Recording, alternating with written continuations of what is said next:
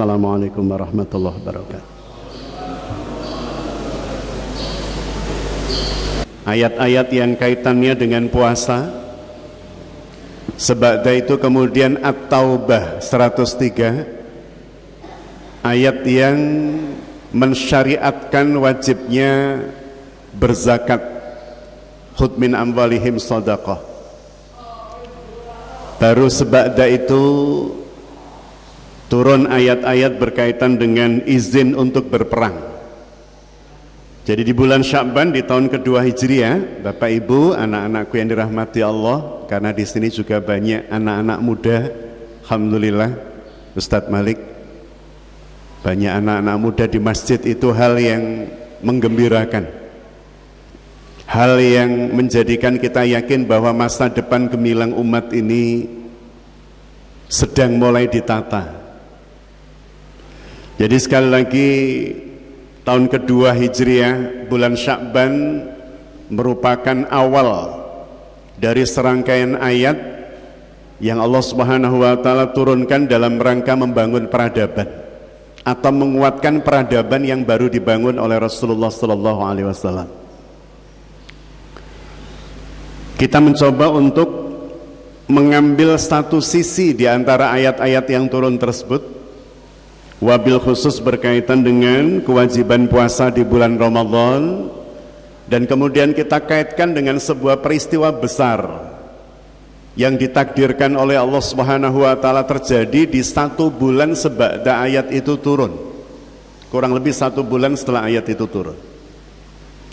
Rasulullah Shallallahu Alaihi Wasallam tidak pernah tahu bahwa di tahun yang sama, di bulan Ramadan atau 1 bulan sebada turunnya ayat tentang wajibnya berpuasa, Allah Subhanahu wa Ta'ala mentakdirkan kaum muslimin mengalami peristiwa yang sangat menentukan laju dakwah, peristiwa yang kemudian kita sebut dengan Ghazwatul Badar atau Perang Badar. Ini adalah perang besar yang pertama kali dialami oleh Rasulullah sallallahu alaihi wasallam. Ini adalah pertempuran yang Rasulullah sallallahu alaihi wasallam tidak pernah mempersiapkan sebelumnya. Maka disebut sebagai perang yang paling krusial, perang yang menentukan dakwah Islam akan terus maju atau selesai sampai di situ. Nanti kita lihat seperti apa kondisi atau suasana kebatinan Rasulullah dan para sahabat radhiyallahu anhum ajmain ketika menghadapi tentara musyrikin Makkah di lembah Badar. Bapak Ibu yang dirahmati Allah, catatan pertama yang ingin kami sampaikan berkaitan dengan peristiwa Badar dan apa kaitannya dengan Ramadan adalah bahwa setiap syariat yang Allah tetapkan, setiap ayat yang Allah turunkan pasti terkoneksi dengan apa yang dibutuhkan oleh bumi. Jadi setiap apa yang Allah syariatkan, ayat yang Allah turunkan atau wahyukan, itu pasti terkoneksi dengan kebutuhan bumi, kebaikan bumi. Maka ketika ayat tentang pemindahan kiblat itu diturunkan oleh Allah sebelum disyariatkannya puasa, bersebab hari-hari itu kaum muslimin di Madinah mengalami pembulian secara verbal dari orang-orang Yahudi. Jadi Madinah bagian selatan itu dihuni oleh 4 kabilah besar Yahudi, Bani Qainuqa, Quraidah, Bani Nadir, Ad-3 ya, Bani Nadir, Bani Qainuqa dan Bani Quraidah. Dan mereka memprovokasi kaum muslimin dengan kalimat, oh ternyata ajaran Muhammad itu bukan ajaran baru, buktinya kiblatnya sama dengan kita, kiblatnya menghadap ke Baitul Maqdis kalau dari Madinah ke arah utara. Dan ternyata kalimat-kalimat provokatif yang seperti itu bagi sebagian sahabat itu cukup berpengaruh, memunculkan kegundahan pada diri Rasulullah sallallahu alaihi wasallam, hingga ketika kita membaca Al-Baqarah 144 Kita tahu seperti itu keadaan psikis Rasul waktu itu. Qad nara taqalluba wajhika fis sama. Jadi Allah Subhanahu wa taala menyampaikan qad nara taqalluba wajhika fis sama. Sungguh kami lihat wajahmu wahai Muhammad berkali-kali menengadah ke langit. Falanuwalliyannaka qiblatan tardhaha. Sampai kemudian Allah Subhanahu wa taala menetapkan kiblat dipindah menuju tempat tardhaha yang kamu ridho, yang kamu senang, yang kamu suka, yang kamu harapkan. Tentu yang diharapkan Rasulullah sallallahu alaihi wasallam kiblat itu kembali pada kiblat Ibrahim alaihissalam, yakni pada Baitullah di Makkah Al-Mukarramah. Dan ketika kemudian kiblat dikembalikan oleh Allah Subhanahu wa taala pada kiblat Nabiullah Ibrahim alaihissalam, yakni Baitullah, maka para sahabat seakan-akan menemukan jati dirinya bahwa kita adalah umat yang khas. Umat Islam itu adalah umat yang khas. Umat Islam itu adalah umat yang tidak bercampur keyakinannya, akidahnya dengan keyakinan dan akidah yang lain. Satu itu. Yang kedua, baru sebada itu turun ayat-ayat tentang puasa. 183 Al-Baqarah yang berkali-kali pasti diulas oleh para mubalik, oleh para asatid. Allah Subhanahu wa taala membuat konstruksi puasa itu seperti sebuah mesin. Katakan meja saya ini mesin produksi. Kalau ini mesin produksi, ada bahan baku yang saya masukkan dalam mesin ini. Bahan baku dimasukkan dalam mesin, muncul produk. Maka surah Al-Baqarah 183 itu seakan-akan bentuk mekanik dari puasa. Ada bahan baku yang dimasukkan, yakni alladzina amanu. Proses mesinnya namanya kutiba alaikumusiyam. Hasil atau produknya adalah la'allakum tattaqun. Bahan bakunya mukminin, prosesnya namanya asyam, dan hasilnya adalah muttaqun, orang-orang bertakwa. Maka ketika ujung puasa tidak menghasilkan orang bertakwa, kok ujung puasa itu tidak menghasilkan sebagaimana produk yang diharapkan, bisa jadi yang salah inputnya, bahan bakunya yang dimasukkan, atau bisa jadi yang salah adalah proses di dalam mesinnya bermasalah. Jadi kalau ada produk Ramadan kok bukan muttaqun, bukan orang-orang bertakwa, pasti yang bermasalah satu bahan bakunya, atau dua mesinnya, prosesnya, atau yang ketiga dua-duanya, bahan bakunya salah, prosesnya juga salah. Dan ini didesain oleh Allah Subhanahu wa taala untuk menghasilkan pribadi-pribadi yang nanti dalam Ghazwatul Badr itu benar-benar bisa menjadi pilar kemenangan kaum muslimin. Bapak Ibu yang dirahmati Allah, maka sekarang kita pindah ke ayat 185 Al-Baqarah. 183 itu tentang kewajiban puasa secara umum. 184 itu kaitannya dengan kaifiyah, tata cara puasa, rukhsahnya dan seterusnya. 185, jadi kalau panjenengan pirsani dari 6236 ayat dalam Quran, ayat Quran kan 6236. Dari 6236 ayat Quran menika yang berbicara tentang Ramadan ada berapa, Nak? Kata Ramadan itu ada dalam berapa ayat Al-Quran, anak-anakku? Ada pada satu ayat saja. Jadi kata Ramadan itu dispil oleh Allah hanya pada Al-Baqarah 185. Allah Subhanahu wa taala menyampaikan syahrul Ramadan itu hanya di situ. Syahrul Ramadan alladzi unzila fihil Quran. Dan luar biasanya, ini salah satu rahasia yang Allah sampaikan kepada kita.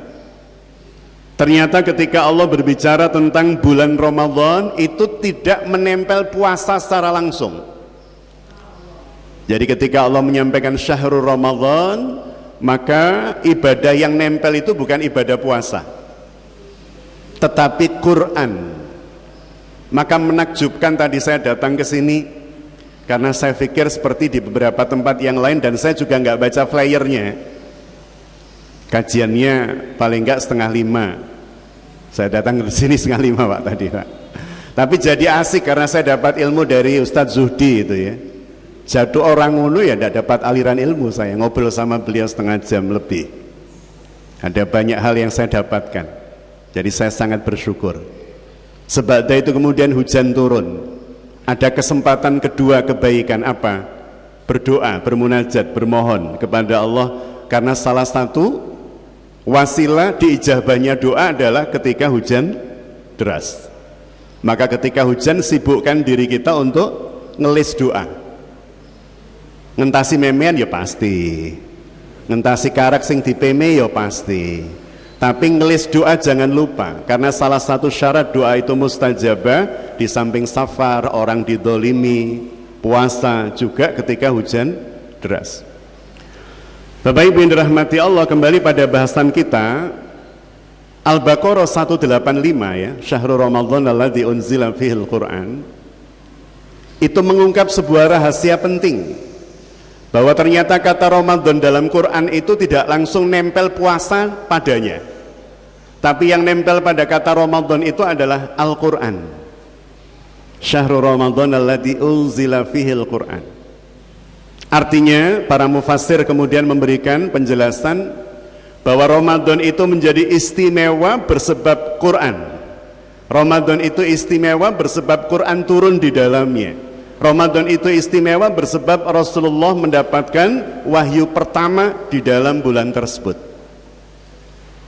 Artinya kalau Ramadan saja itu mulia bersebab Quran, maka menjadi aneh kalau kita masuk Ramadan jauh dari Quran.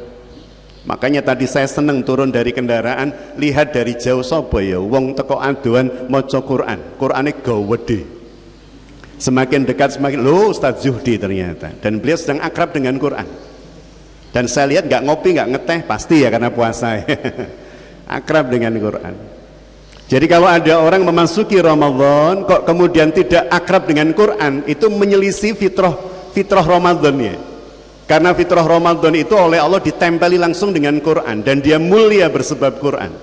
Apa buktinya? Ada banyak bukti, ada banyak dalil. Yang pertama, Al-Quran yang turun di salah satu malam-malam Ramadan itu menjadikan malam tersebut khairu min alfi syahr. Kedudukan malam tersebut, orang-orang yang beribadah di malam tersebut. Kalau di Masjid Ahmad Dahlan nggih sampun dipun milai iktikaf nggih Ustaz, mulai berapa tahun yang lalu itu. Alhamdulillah. Jadi ada satu malam di bulan Ramadan yang ketika turun Al-Quran, maka siapa saja yang beribadah itu kebaikan atau pahalanya senilai lebih dari 1000 bulan. Khairum min alfi syahr. Ini menunjukkan bahwa Quran itu luar biasa. Keberadaan Quran itu menjadikan banyak hal istimewa. Dalam bahasa yang lain para mufassir itu membuat perumpamaan begini Pak, Bu. Kalau yang turun pada Kanjeng Nabi Muhammad itu Zabur Pak, maka malam tersebut tidak akan bernilai lebih baik dari 1000 bulan. Kalau yang turun kepada Rasulullah itu Taurat, maka malam tersebut bukan menjadi malam yang lebih baik dari 1000 bulan. Kalau yang turun kepada Rasulullah itu Injil, maka malam itu tidak akan menjadi malam yang lebih baik dari 1000 bulan. Oh, berarti asbab malam tersebut khairu min alfi syahr, bersebab yang turun adalah Quran. Jadi Quran itu menjadi sangat istimewa. Maka siapa saja yang Al-Quran menempel padanya, pasti dia istimewa. Maka ketika tadi saya melihat adik-adik dengan Quran Braille, membaca, menelaah, memahami, jujur Pak, saya seperti ditampar. Artinya ini hal istimewa, hal luar biasa. Panjenengan semua yang mendaras Quran dengan menggunakan huruf Braille, saya yakin pahala panjenengan jauh berlipat dibanding kami. Jauh berlipat dibanding kami. Allah memuliakan panjenengan dengan caranya, apalagi ini bulan Ramadan. Dan bersebab yang turun kepada Kanjeng Nabi Muhammad SAW itu Al-Quran, maka beliau mendapatkan sebutan atau laqab Sayyidul Anbiya wal Mursalin. penghulu para nabi dan rasul. Kenapa? Karena yang turun pada beliau Quran. Maka beliau sayyidnya para nabi, tuannya para nabi. Demikian pula dengan malaikat, malaikat yang membersamai Quran, Jibril alaihissalam, maka disebut dengan sayyidul malaikah, tuannya para malaikat, bosnya para malaikat. Jadi bunda yang dirahmati Allah, betapa istimewanya Quran, sehingga siapapun yang Al-Quran menempel padanya atau dia berusaha untuk senantiasa dekat dengan Quran, pasti Allah mengangkat derajatnya, memuliakannya, mengistimewakannya. Itu yang pertama, catatan kita berkaitan dengan Ramadan. Nah sekarang kita kaitkan berikutnya dengan saum. Baru setelah ayat tentang Ramadan, kalimat atau kata Ramadan, setelah itu Quran, baru puasa. Syahrul Ramadan alladzi unzila fihil Quran hudalin nasi wa bayyinati minal huda wal furqan. Ramadan menjadi istimewa bersebab di dalamnya Allah turunkan Al-Quran, yang Al-Quran itu turun untuk menjadi hudan, petunjuk kehidupan panjenengan dan saya. Makanya ujung dari ayat itu la'allakum tashkurun, agar kalian bersyukur. Oh berarti puncak kebersyukuran itu ketika saya dan panjenengan menjadikan Al-Quran sebagai petunjuk hidup. Itu puncak kebersyukuran kita, Pak. Jadi ayat itu rangkaiannya sangat indah. Ramadan, Quran, petunjuk hidup dan bayan, baru setelah itu puasa, ujungnya la'alakum tashkurun. Jadi bentuk kebersyukuran kita yang paling tinggi adalah ketika kita menjadikan Al-Quran sebagai petunjuk hidup. Bahwa Al-Quran itu adalah mukjizat yang dibaca saja mendapat pahala, ya, pahalanya berlimpah ruah, iya. Tetapi Al-Quran itu tidak akan muncul ruhnya, kekuatannya, manakala dia tidak teraplikasi dalam kehidupan. Baru setelah itu kemudian diiringi kalimat tentang puasa. Faman syahida minkumus syahra falyasum. Wa man kana minkum maridun aw ala safarin fa iddatu min ayyamin ukhra, dan seterusnya sampai la'allakum tashkurun. Barang siapa yang menyaksikan atau berada di bulan itu, maka wajib baginya untuk berpuasa. Beberapa waktu yang lalu di bulan Sya'ban sebelum Ramadan, saya sempat mendapat pertanyaan dari Pak Gunawan Kuswara, Letjen Gunawan Kuswara, angkatannya Pak Hendro Priyono, AMN 67, sudah purna. Kebetulan kita punya komunitas kajian, dan kebetulan saya diminta ngisi 1 bulan sekali tiap Senin ketiga. Lah beliau bertanya begini kemarin di bulan Sya'ban, Ustadz, saya dulu pernah tugas di Inggris bagian utara selama 1 tahun, kata beliau. Waktu itu musimnya musim panas. Musim panas di wilayah Inggris bagian utara, mungkin dekat Skandinavia, Finland, Norwegia dan seterusnya. Yang kalau musim panas siangnya jadi pewanjang, Pak. Kalau jenengan dan saya puasa hari ini berapa jam, Pak? 13-14 jam. Di Norwegia jenengan nanti bisa googling, atau Finlandia bagian Inggris utara dan seterusnya, itu bisa 18 jam sampai 19 jam, Pak. Tapi saya pernah mengalami yang seperti itu, namanya tragedi berbuka puasa. Jadi kami waktu itu tersenyum ya, karena tragedi berbuka puasa bersebab puasa di Malaysia, dan kami mau ke Turki dari Malaysia. Bukanya itu tinggal 1,5 jam, mau buka 1,5 jam udah mau buka, tapi pesawatnya udah take off menuju Turki, berarti kan ke arah barat utara itu kan, Pak. Jadi saya kejar-kejaran dengan matahari yang mau tenggelam, nggak jadi tenggelam. Ada penumpang dari India itu ngamuk-ngamuk sama pramugarinya, kok gak, kalau bahasa kita orang Surabaya atau Mojokerto atau Jombang, gak buka-buka toh Mbak, itu kejar-kejaran Pak sama matahari yang mau tenggelam. Lah kata Pak Gunawan Kuswara, Ustadz, kata teman saya waktu itu di satuan kami, kita ini kan warga Indonesia, meskipun dimanapun kan kita tetap ber-KTP, kan berpaspor Indonesia, ya kita ikut waktu Indonesia. Jadi ketika sampai di sana harusnya puasa 19 jam. Oh, saya orang Indonesia kok, di Indonesia paling banter 13 jam kok, Makanya ngikutin Indonesia Pak. Beliau tanyakan gimana Ustaz? Ya ndak boleh. Jadi setelah bicara Quran, Allah bicara puasa. Ini sebelum Badar Pak. Apa kaitannya dengan Badar dan apa kaitannya dengan kita hari ini? Kita coba untuk petakan. Bapak Ibu rahmati Allah, saya ingin lebih menegaskan tentang kata puasa ini dulu.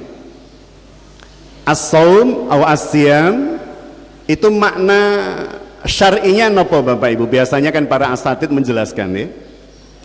As-siyam bimakna al-imsyak, kan begitu. Al-imsyak itu berarti menahan diri. Ini menjadi menarik Pak, kata ini, kata kuncinya itu imsyak ini. Menahan diri. Kenapa ini menjadi penting disyariatkan oleh Allah di bulan Sya'ban di tahun kedua Hijriah sebelum pertempuran Badar yang paling menentukan sejarah itu? Karena di dalam peperangan Bapak Ibu rahmati Allah, jenengan kula sami pasti sangat membutuhkan pengendalian diri, pasti. Dan itu dibentuk oleh Allah Subhanahu wa taala di puasa Ramadan awal itu tahun kedua Hijriah, sebelum terjadinya pertempuran.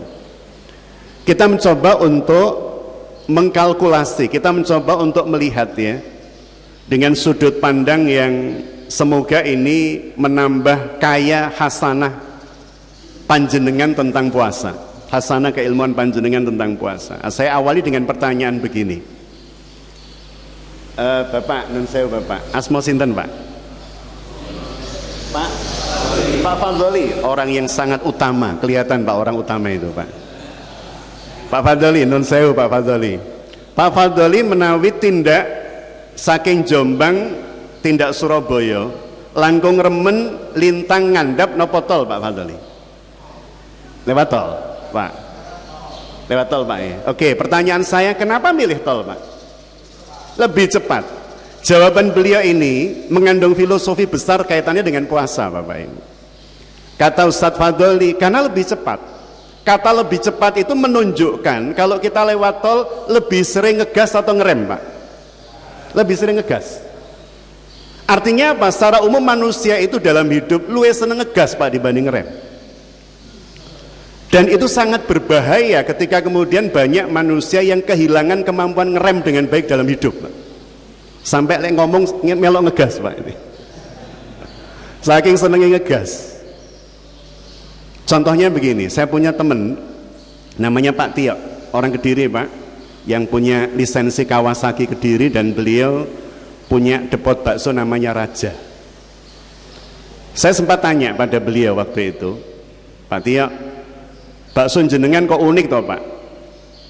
Belum pernah saya menemukan bakso yang formatnya itu format prasmanan Pak. Bakso Raja kan format prasmanan. Saya tanya, kok formatnya prasmanan toh Pak? Kok nggak langsung paket ini enggak, tapi formatnya prasmanan. Saya tanya kenapa? Jawabannya Pak, semakin meyakinkan saya dengan kekuatan puasa Pak. Jawaban dari Pak Tia, walau Ustaz, lawang orang itu kalau beli apapun itu kan yang dibeli keinginan, bukan kebutuhan. Bener gak Bapak Ibu? Jenengan dari mulai balik sampai hari ini, dari mulai kecil sampai hari ini, yang banyak panjenengan beli itu yang kita pengen atau kita butuh Bapak Ibu? Kita pengen, itu jawabannya Pak. Jadi Pak Tia itu membuat bakso prasmanan. Orang beli, kalau bakso mangkokan kan keskecol, 15.000 selesai, 10.000 selesai. Tapi kalau prasmanan, orang melihat ono sing bunder pentole, ono sing kotak, ono sing lonjong, ono sing bentuk bintang, jupui, padahal rasanya podo Pak. Gorengan juga begitu, bentuknya beda saja pengen ngambil. Mie saja warnanya beda pengen akhirnya totalnya yang kasir 25.000. Padahal bagi dia sebenarnya cukup 10.000 wis wareg. Tapi karena manusia itu yang dibeli keinginan, akhirnya kemudian bendol buri gitu kan di kasirnya itu. Ada ibu-ibu pergi itu ya, Bun, tindak pundi, anu Ustaz badhe tumbas deterjen. Nyampe di tokonya Pak, di supermarket, pulang itu gawanannya rong kresek. Masya Allah Bu, borong nggih. Nggih Ustaz, alhamdulillah. Deterjennya angsal Bu, astagfirullah li Ustaz. Padahal yang mau dibeli apa Pak? Yang mau dibeli apa? Deterjen. Nyampe di tempat ada diskon ini, diskon itu, lali kabeh Pak, deterjen lali. Artinya apa? Jenengan saya, manusia itu secara umum dikendalikan oleh keinginan Pak. Dan puasa itu dihadirkan oleh Allah sebagai syariat yang menjadikan kemampuan kita ngerem itu muncul lagi, kemampuan kita mengendalikan diri itu muncul lagi. Jadi bagaimana kemudian terjadi atau memunculkan kemampuan yang seimbang antara ngegas dan ngerem itu menjadi penting, menjadi urgent, dan Allah mensyariatkan puasa itu. Jadi kita kembali pada bahasan tentang bagaimana puasa itu disyariatkan sebelum pertempuran Badar, bersebab setiap pertarungan, pertempuran, perlombaan, pertandingan itu pasti butuh pengendalian diri. Pertandingan bola itu kalau tidak mampu mengendalikan diri terus nyerang, lupa tinju juga begitu, maka kapan menyerang, kapan bertahan, nggak usah begitulah Pak, jenengan main layangan waktu kecil dulu. Itu kan ada tekniknya, kapan batak, kapan ngulur. Bagi yang pakar layangan, ini kan kelihatan wajah-wajah baraan layangan, Pak. Jadi bunda yang dirahmati Allah, itu dihadirkan di tahun kedua Hijriah, bulannya Sya'ban. Sampai kemudian masuk Ramadan. Nah ini kita masuk peristiwa besarnya. Sampai kemudian masuk bulan Ramadan, Rasulullah SAW mendengar ada rombongan dagang dari Mekah bergerak menuju ke Syam. Kalau dari Mekah menuju Syam pasti lewat Madinah, karena Madinah posisinya utaranya Mekah dan Syam posisinya utaranya Madinah. Rombongan dagang ini dipimpin Abu Sufyan, membawa kurang lebih 1000 ekor onta dengan barang-barang di atasnya, 40 pengawal yang kalau ditotal nilai aset yang dibawa, dagangan yang dibawa itu kurang lebih 200 miliar Pak. Kalau dimiliatkan, dibuat satuan rupiah, mohon maaf, kurang lebih itu dibawa ke sana. Rasul mendengar dari tilik sandinya, maka apa yang diputuskan oleh Rasul? Kita cegat Abu Sufyan. Makanya kenapa ada tulisan-tulisan para orientalis itu yang menyebutkan, oh ternyata Muhammad tidak ada bedanya, Muhammad dan sahabat-sahabatnya tidak ada bedanya dengan para perampok-perampok padang pasir, karena peristiwa ini Pak. Padahal kalau kemudian kita membaca sejarah dengan lebih komplit dan lengkap, dan saya yakin itu orientalis gak membaca sirah itu Pak, dia cuman baca cuplikan kisah tentang Badar, dia putuskan. Jadi kalau kemudian kita menelusuri kejadian Badar ini, kan asalnya Kanjeng Nabi, para sahabat diusir dari Mekah, harta benda, rumah, tanah, barang-barang dagangan, kebun yang ada di Mekah semuanya dikuasai musyrikin Mekah. Kaum muslimin bahkan ada yang berangkat tanpa membawa apapun kecuali baju yang nempel pada tubuh, seperti kasus Suhaib bin Sinan Ar-Rumi yang Allah kutip dalam Al-Baqarah 207 itu. Jadi para sahabat ketika meninggalkan Mekah menikah sebagai orang yang terusir, terdolimi, karena harta mereka masih di Mekah dan itu dirampas oleh orang-orang Mekah. Oh berarti ketika ada pedagang Mekah Pak membawa barang-barang mereka pergi menuju ke Syam, pantas nggak barang-barang itu kemudian dirampas Pak oleh Rasulullah, diambil lebih tepatnya, karena sebagian besar hak kaum muslimin ada di sana. Maka Rasul mengajak para sahabat, yang siap saja, yang nggak siap nggak usah, yang siap senjatanya. Akhirnya terkumpul 313 orang. Ada yang menyebut 300 sampai 319 dalam riwayat atau dalam tulisan Syekh Safi Rahman Al-Mubarakfuri dalam kitab Ar-Rahiqul Mahtum. Saya ambil yang paling masyhur, 313. Saya langsung sampai ujungnya saja yang Allah kisahkan dalam Quran. Jadi awalnya Rasul dan para sahabat 313 orang ini mau nyegat rombongan dagang Abu Sufyan. Tapi Bapak Ibu, anak-anakku, Mas Mbak, ternyata Abu Sufyan dan dagangannya ini lolos Pak. Padahal Rasul sudah merencanakan, padahal Rasul sudah membuat rute-rute mana yang nanti akan kita cegat, padahal Rasul sudah memilih orang-orang terbaik. Ternyata lawan masih lolos. Catatan buat kita Bapak Ibu, catatan buat kita, panjenengan dan saya itu tugasnya hanya merencanakan dan mengikhtiarkan dengan cara terbaik. Kalau hasil itu sepenuhnya wewenang Allah Subhanahu wa Ta'ala. Jadi tugas panjenengan, tugas saya adalah merencanakan dan mengikhtiarkan dengan cara terbaik. Tapi kalau hasil itu Allah. Bahkan Rasul pun tidak tahu nanti ujungnya seperti apa. Buktinya apa? Buktinya lolos tadi, Pak. Jadi Abu Sufyan lolos. Ketika Abu Sufyan dan dagangnya ini pulang dari Syam menuju Mekah, dicegat lagi oleh Rasul, lolos lagi, Pak. Jadi bahkan sekelas Rasulullah itu 2 kali rencana beliau tidak sesuai harapan.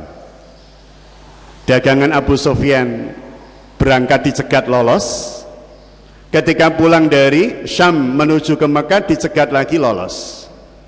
Artinya sekali lagi ini menunjukkan bahwa Kanjeng Nabi itu mboten weruh saderenge winarah. Itu konsep yang tidak ada dalam Islam, Pak. Hatta bahkan Rasul pun tidak tahu, Pak.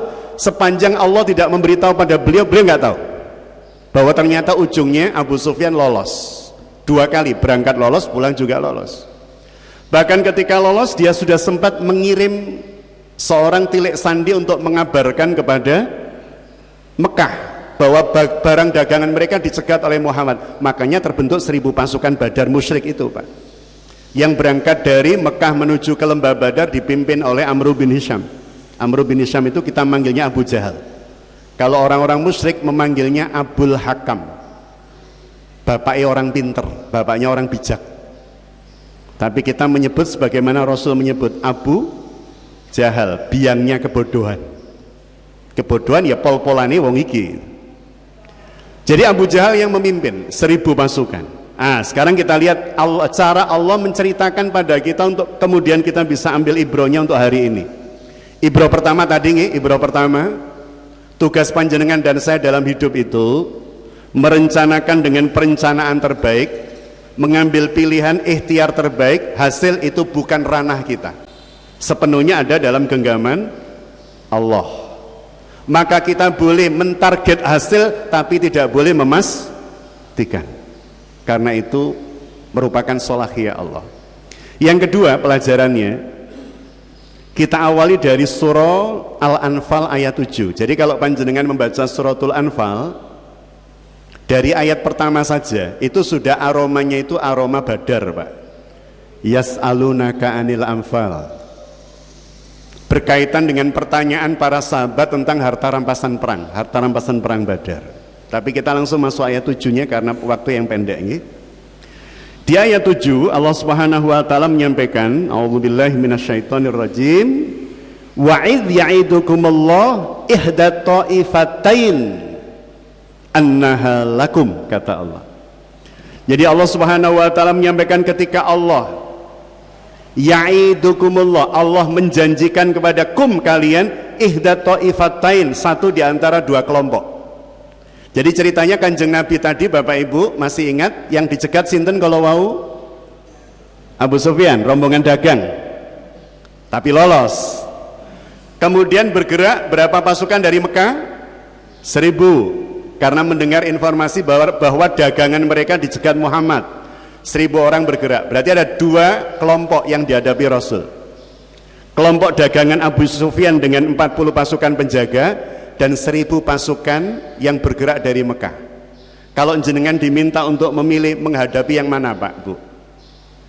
Menghadapi yang mana, Pak? Kalau kita diminta memilih yang 40. Jadi Rasul dan para sahabat waktu itu bayangannya yang divisualkan, Pak, itu seperti tim kesebelasan Ahmad Dahlan ini, Pak, Masjid Ahmad Dahlan, yang akan bertanding dengan kesebelasan dari TK Aba 1, Pak. 313 orang lawan 40, ya mesti menangi. Tapi di tengah jalan, ini Allah yang menetapkan, di tengah jalan adik-adik TK Aba ternyata nggak jadi main, digantikan oleh Arema Malang, Pak. Kesebelasan Ahmad Dahlan lawannya Arema. Awalnya kita sudah merasa menang, harus menang, mbok TK Aba.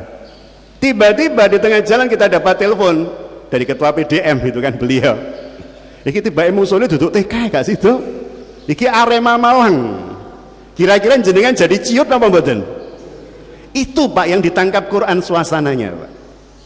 Jadi Allah Subhanahu wa taala menyampaikan dan Allah menghadirkan satu dari 2 golongan itu. Allah mewajibkan kalian menghadapi satu di antara 2 golongan itu, bukan yang 40 tapi yang Kama akhrajaka rabbuka min baitika bil haqq, sebagaimana Tuhanmu menyuruhmu pergi dari Madinah dengan kebenaran. Wa inna fariqam minal mu'minin, dan sesungguhnya orang-orang mukmin ketika diberitahu yang kamu hadapi yang 1000 itu loh, lakarihun, mereka nggak seneng Pak.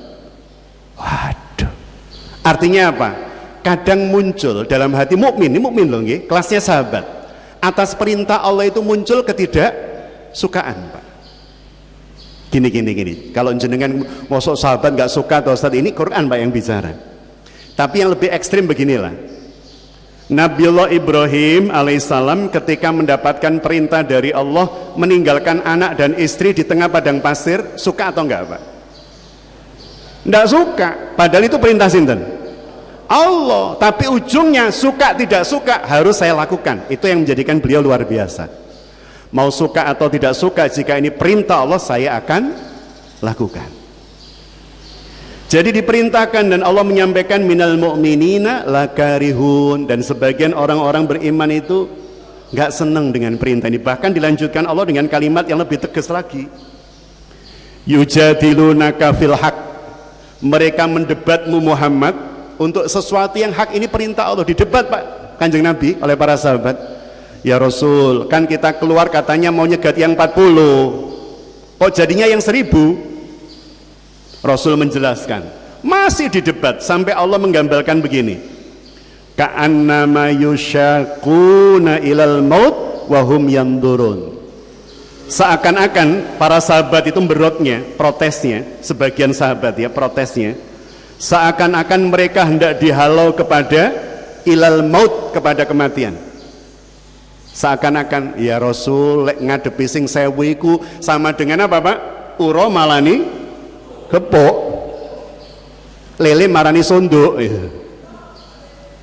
Jadi seakan-akan ini saya menuju kematian, wahum yandurun, dan mereka melihat kematian itu Pak. Jadi para sahabat sempat protes. Jadi jangan bayangkan semua yang diperintahkan Allah dan Rasulnya itu pasti sami'na wa ta'na, belum tentu Pak. Jadi ada ujian-ujian berat yang dihadapi oleh para sahabat yang jenengan kula sami pasti dalam keadaan yang sama atau bahkan lebih parah kalau kita. Mas Rasul bujuan, bisa jadi begitu Pak. Jadi menghadapi TKA Pak udah di Arema. Katanya menghadapi yang 40 kok jadi 1000. Jadi protesnya sampai seperti ini para sahabat. Nanti ini terjadi lagi pada saat di Hudaybiyah, tapi dalam pola yang berbeda, dan terjadi lagi di Hunain dengan pola yang berbeda. Artinya para sahabat itu sempat protes dengan keputusan Rasulullah SAW.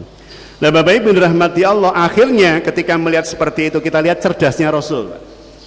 Ketika melihat beberapa sahabat atau mayoritas sahabat itu balelo, wah ini enggak apa istilahnya, frekuensinya enggak nyambung ini dengan langit. Akhirnya apa yang dilakukan Rasul? Rasul mengumpulkan semuanya. Setelah itu Rasul meminta pendapat dari mereka, silahkan kalian bicara.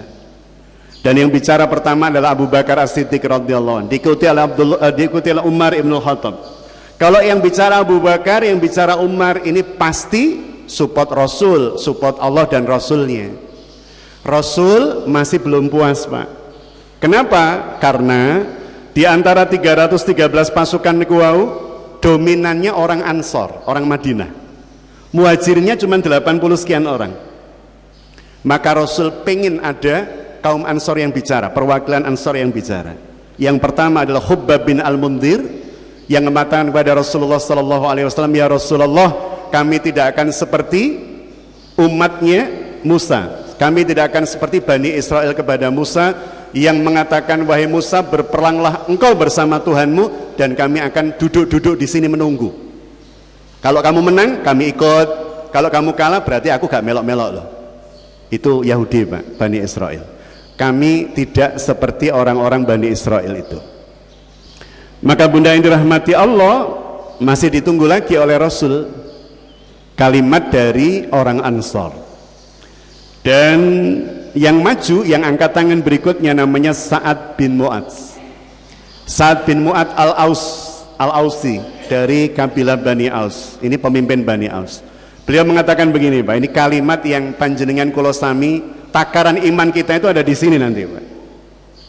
Jadi Sa'ad bin Mu'adz itu bilang begini kepada Rasulullah, Ya Rasulullah, sungguh hidayah Allah kepada kami melalui panjenengan. Sungguh Islam hadir dalam kehidupan kami, menyatukan hati kami yang terpecah belah melalui panjenengan ya Rasul. Maka panjenengan pergi kemanapun kami tidak akan meninggalkan panjenengan. Bahkan, lah ini kalimat ini Pak, ini jadi acuan keimanan kita, takaran. Bahkan ya Rasulullah, apa yang panjenengan ambil dari kami itu lebih kami sukai dibanding apa yang panjenengan sisakan buat kami. Ya Rasulullah, apa yang panjenengan ambil dari kami itu lebih kami sukai, yang panjenengan ambil itu lebih kami sukai dibanding yang panjenengan sisakan untuk kami. Jenengan Pak nanti pulang uji cobanya serahkan dompet pada istri Pak. Ma, sing sampean jupuk teko dompet itu lebih saya sukai dibanding yang sampean sisakan itu. Coba Pak, nanti pasti tinggal KTP tok itu. ATM jupuk kabeh. Jadi Sa'ad bin Mu'adz itu mengatakan begitu Pak. Dan ketika kalimat itu maka Rasul memutuskan ini saatnya. Saatnya perang Pak berarti. Maka bergeraklah 313 orang itu. Ontanya cuma 70. Satu onta gantian 3 orang, 97 kilo. Berarti Jombang sampai pundi? Malang Pak. Naik onta. Surabaya naik onta. Satu onta 3 orang. Rasulullah, Ali bin Abi Thalib, Abu Lubabah. Pokoknya satu onta 3 orang. Ali bin Abi Thalib naik bilang sama Kanjeng Nabi, ya Rasulullah, sungguh panjenengan mawon yang di atas, biar aku dengan Abu Lubabah yang jalan. Kata Rasulullah, ini pemimpin Pak. Kata Rasulullah begini, sungguh aku tidak lebih lemah dibanding kamu. Sungguh engkau tidak lebih kuat dibanding aku. Kamu nggak lebih kuat loh dibanding aku. Dan yang kedua, dan engkau tidak lebih membutuhkan kebaikan dibanding aku. Aku juga butuh kebaikan. Akhirnya tetap gantian Pak. Itu kok mungkin jenderal di sebuah tempat Pak, di negeri Konoha sana mungkin Pak.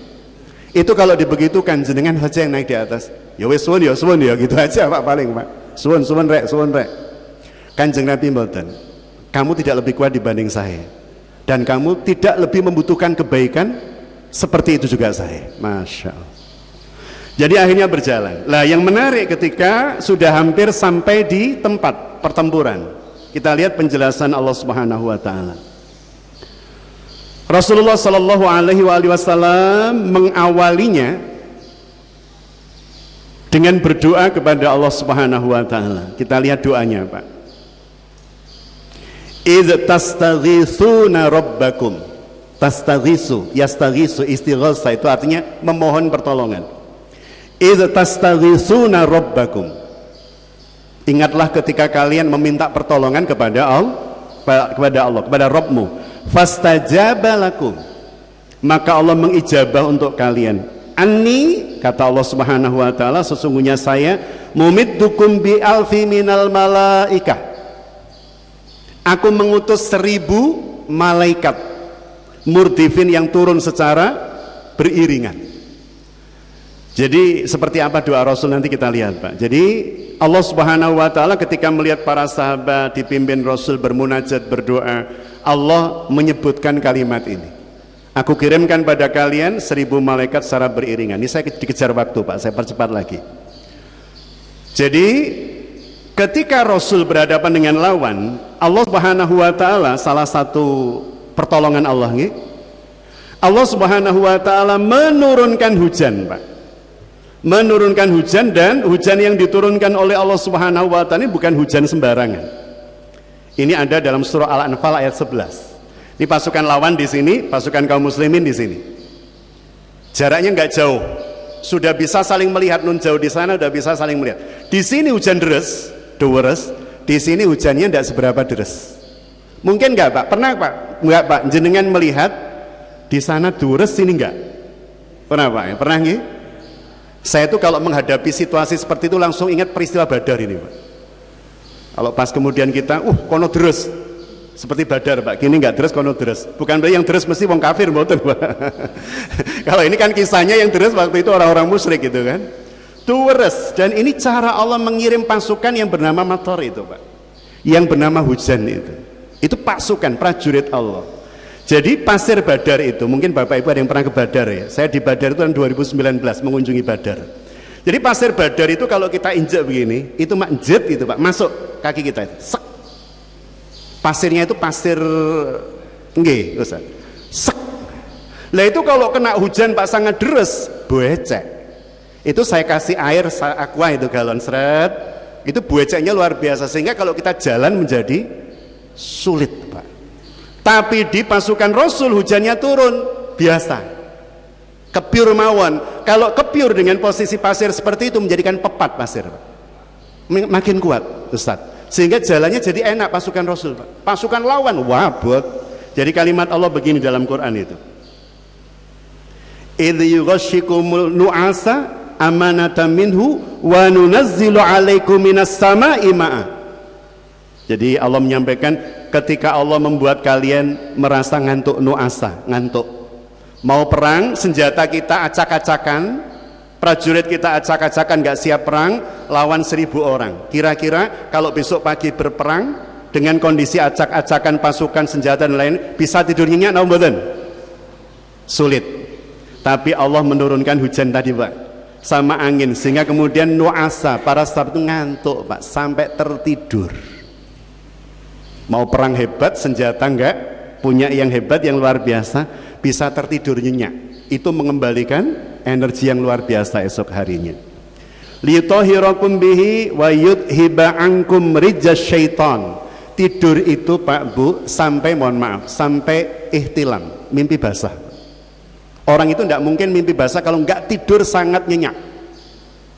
Berarti nyenyak, Pak, tidurnya sampai mimpi basah. Dan ketika bangun para sahabat kebingungan, setan menggoda, ayo awakmu kon rusuh, mau bertempur butuh pertolongan Allah, badanmu kotor. Maka Allah menurunkan hujannya lebih deras untuk apa? Liyutahhirukum bihi, untuk mensucikanmu. Air datang, Pak, untuk mensucikan. Ya Allah, keren ya, Pak. Langit itu, Pak. Waliyarbitu ala qulubikum, dan menyatukan hati, mayusabbitu bil aqdam, dan mengokohkan kakimu, jadi langkahnya jadi enak dengan hujan itu. Tak tak tak. Terjadi pertempuran. Lah saat itu para sahabat tidur itu, Rasul berdoa, Pak. Doanya doa yang jenengan nggak boleh pakai doa ini, kecuali jika situasi dan keadaannya sama. Doa Rasul bagaimana? Riwayat Bukhari dan Muslim, Rasulullah sallallahu alaihi wasallam berdoa mohon kepada Allah, mengangkat tangan tinggi-tinggi. Doa Rasul begini, Pak. Allahumma anjizri ma wa'adtani. Ya Allah, tunaikan janji panjenengan pada saya, wa'ati ma wa'adtani, dan berikan apa yang jenengan janjikan pada saya. Lah yang menjadikan doa ini tidak boleh jenengan pakai, Pak. Hanya boleh dipakai jika situasinya sama, adalah bagian berikutnya. Allahumma in tuhlik hadhil isaba min ahlil Islam. Ya Allah, jika panjenengan takdirkan pasukan kami ini kalah, la tu'bad fil ard, jenengan gak akan lagi disembah di bumi. Ya Allah, jika panjenengan takdirkan kami kalah dalam pertempuran ini, jenengan gak ada yang nyembah lagi loh. Itu kan doa setengah ngancam, Pak. Mungkin mboten? Makanya para ulama, para mufassir mengatakan, para muhaddisin mengatakan, doa ini hanya boleh dipakai jika kondisi jenengan sama dengan yang dialami Rasul. Maksudnya apa? Taruhannya Islam itu hidup atau mati hari itu. Taruhannya itu, Pak, bukan taruhannya utangi kebayar apa gurung, bukan. Ya Allah, jika hutangku hari Senin jatuh tempo belum kebayar, maka sholat subuhku tak potong 1 kali loh, 1 rakaat aja. Itu jenengan langsung didekati Israel, gitu kan. Jadi Rasul sampai berdoa begitu, Bapak Ibu, untuk menunjukkan apa? Kritisnya situasi, sampai kemudian Rasul berdoa seperti itu. Maka Allah menurunkan 1000 malaikat yang dijanjikan tadi itu, Pak, pada Al-Anfal ayat 9. Terjadi pertempuran. Awalnya mubarozah, tapi nggak bisa saya ceritakan, waktunya semakin mepet. Terjadi perang. Ketika terjadi pertempuran, Bunda yang dirahmati Allah, disinilah dibutuhkan puasa yang sudah dilakukan oleh para sahabat dan Rasulullah sebelum perang. Kan Ramadan perangnya, 17 Ramadan. Artinya apa? Seakan-akan Allah hendak mengatakan Ramadannya orang Islam itu produktif. Ramadan itu bukan banyak-banyakan kungkum. Ramadan itu bukan banyak-banyakan adus. Ramadan itu bukan banyak-banyakan turu. Tadi Ramadan itu adalah bulan produktif. Maka Badar itu mengingatkan pada kita semua, Bapak Ibu, Ramadan itu mengajarkan kepada kita Dengan berkurangnya SDM, sumber daya manusia, sumber daya apalagi Pak? Ya sumber daya. Dengan sumber daya yang terbatas, kemenangan bisa diraih. Pasukan 313 lawan 1000, senjata compang-camping lawan senjata lengkap, unta cuma 70 lawan 700, kudanya kaum muslimin cuma 2 Pak, pasukan kavaleri dipimpin oleh Zubair bin Awam, 2 kuda Pak, lawan 200 kuda dipimpin Khalid bin Walid. Jadi serba wah di sana. Makanya Sayyidina Umar itu sering menasihati pasukan ketika akan dikirim untuk futuhat, ingatlah bahwa kita tidak pernah menang bersebab jumlah, tapi Islam selalu kalah ketika bermaksiat kepada Allah. Kita tidak pernah kalah bersebab jumlah, tapi kita selalu akan kalah jika kita bermaksiat kepada Allah. Maka sepanjang sejarah sirah yang panjenengan baca, loh kok sudah maghrib Pak? Mungkin sampun saya akhiri ya. Mohon maaf Bapak Ibu dirahmati Allah. Jadi itu paling tidak ya hal yang kemudian menjadi highlight di sore hari ini, dan semoga meyakinkan panjenengan bahwa kita memang butuh Ramadan untuk menjadikan kita hamba-hamba Allah yang kembali bisa mengendalikan diri dengan baik untuk pertempuran yang bukan badar tapi badar di era digital. Seperti itu, mohon maaf jika ada khilaf salah dalam penyampaian. Jazakumullah khairan katsira. Billahi taufik wal hidayah. Assalamualaikum warahmatullahi wabarakatuh.